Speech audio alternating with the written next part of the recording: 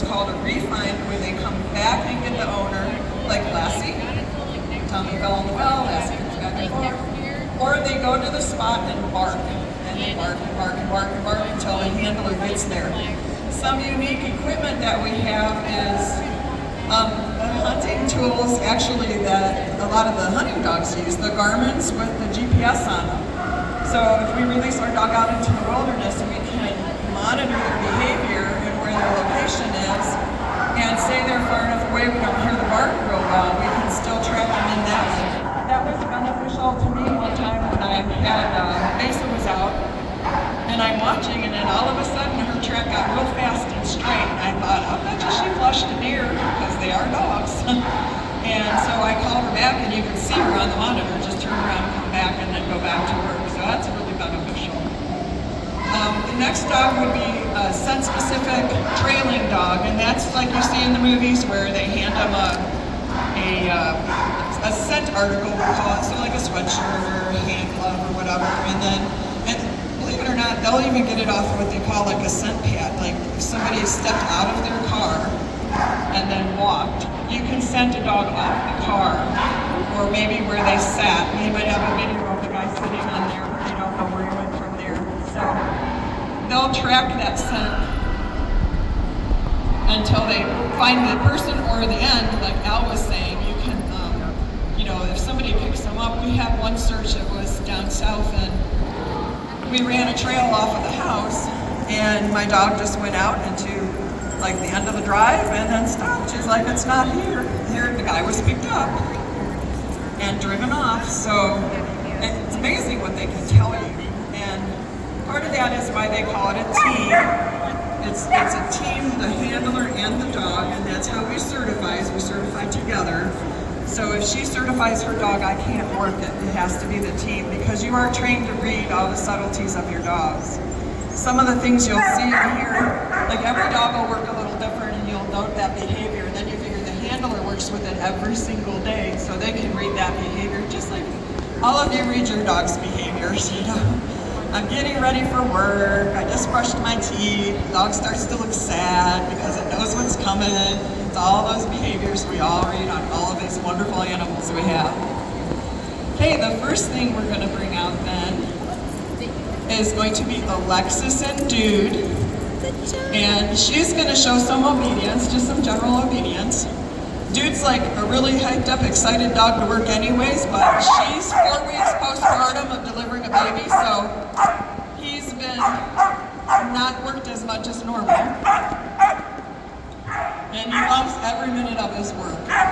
So when you're in those environments where there's ambulances, or there's construction equipment, or you're on streets, or residential, or urban, or wilderness, there's all kinds of dangers, and you need to be able to control your dog's whereabouts and its actions. There's a big balance with search dogs. They have to function independently and think on their own to get through searches, but they also have to listen so we can keep them out of danger.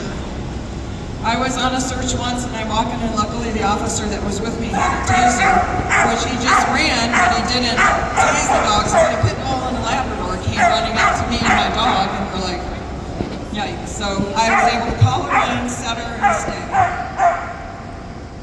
We do what we call kind of a loose obedience. She works real nice in real time because her dog is like a workaholic. But we do more of a loose, when we put a dog in a heel, we just want it to be there. It's not like this beautiful work that like Ridgeside has done with those dogs. If you guys get to catch their demo, it's amazing.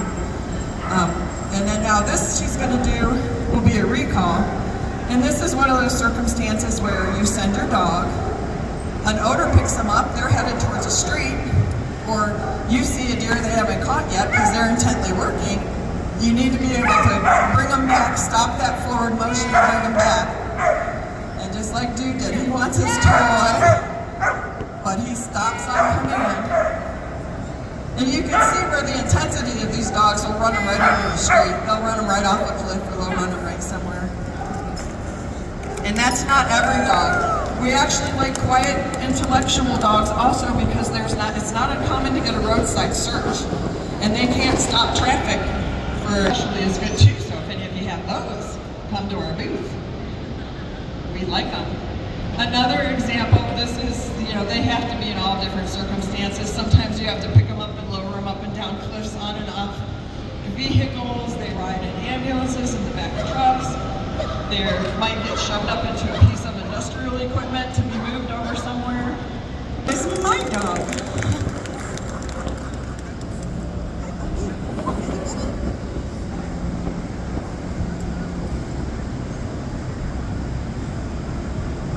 What Sarah's going to do is an example of controlled obedience that you might have to have when they're up on a collapsed structure. We were in North Carolina, the dogs were up on rubble piles, collapsed stuff. It was terrible. So you have to be able to control your dog even though it's up there versus being on the ground. We want our dogs to be comfortable in all environments. Like, this is great work for them because they're around lots of different smells, lots of different things, noises. Our dogs are working down here while the dogs are up here barking and working. So what she's doing is an example, like imagine this being a building. She has to stop, have them turn, sit. The sit pretty is not part of it, but it's cute.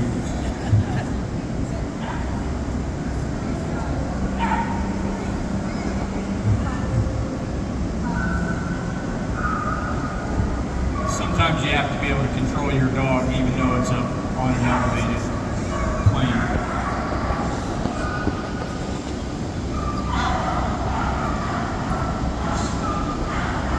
And Augie is arrested, wasn't wanted because he's a lemon beagle, which means he's this color.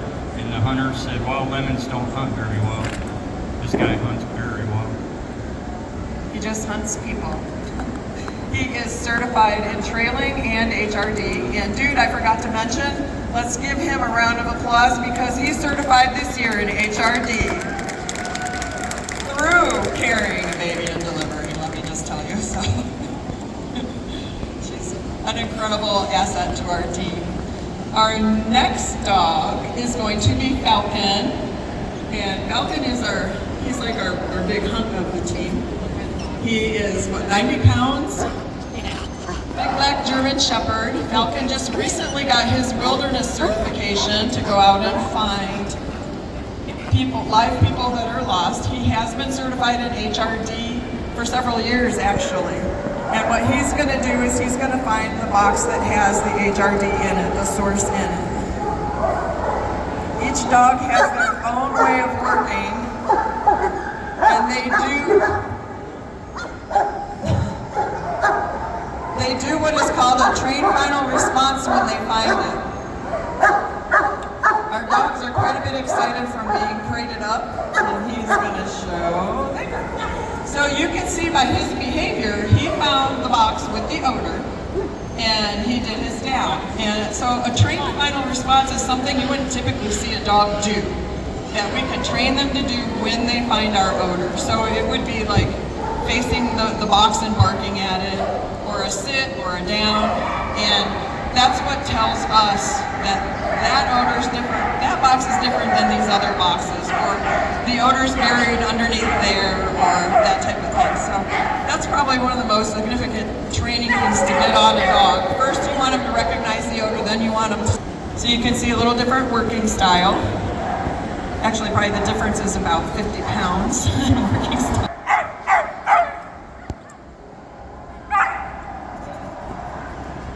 Most of our work is done off leash because we're covering acres. So the wilderness test was like 20 acres, and then if you're looking for HRD, you're generally covering acres. So this is just a fast assimilation to show the dogs have actually that ability to do it.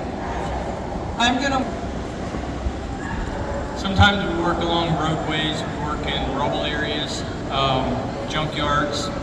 We have worked in some areas where there's some questionable liquids. We don't want our dogs to get into it or lick it, so we do.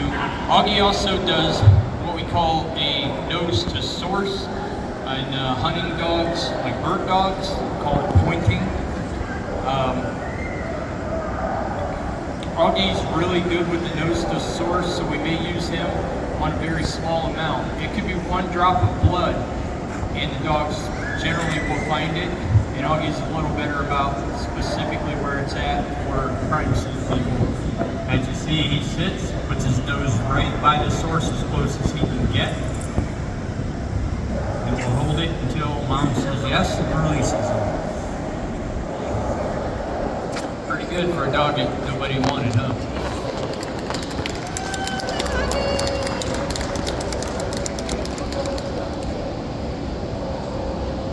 Okay, now Sarah's going to bring Besa out. We're going to do Besa in live and human trafficking.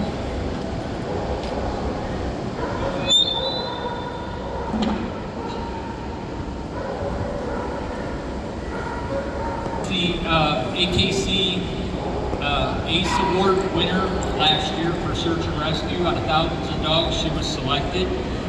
She is the first human trafficking dog that we know of, especially the first with USPCA. When we went out to do the certification, most of the evaluators were like, "We've never done this," so they had to learn on the fly. She did recertify this year, again, and during that test, like I said, there's boxes, there's a car, there's actually 6 cars she has to figure out where the 2 victims are, and then hidden in a building. The day we went, the building they decided to use was a school. School had just got out and they went and hid 2 officers in the school. So we were like, this is gonna be fun. But she did it, she did very well. Sarah and I compete a lot at USPCA. I have yet to beat Besa. Thank God she's 11, she'll be retiring soon. Maybe the next dog I might win one, but I don't. Besa has done movies, she's done a lot of stuff. Keep in mind, she's 11 years old and still working. The collar that she's putting on Besa now is her collar that she uses when she's doing live work for live area or human trafficking. So Besa knows I'm looking for a live person, not cadaver. And that's her trained response for live people is to bark. And you can imagine, Sarah just recertified with NASAR, National Association of Search and Rescue, and it was 60 to 80 acres that she had to clear and find 1 victim. So the dog could be several acres away from you, and that's why we like to bark. That way the dog is barking, okay, I hear my dog, and we go to the dog. Coon hunters go, yeah, that's just like coon hunting. They're exactly the same. A lot of the things we do have similarities to the police dogs, protection dogs, and other various dog sports, dock diving. And our dogs do participate in some of that. So we do use a lot of the tricks, I guess, or some of the other trainings. What we're going to do now, that pretty much ends our demo, other than we're going to have Augie, which will be behind you, climb the ladder. We do teach our dogs to climb ladders, go into buildings. You've seen some other handlers come out, their dogs are trained to that, and they fail in certain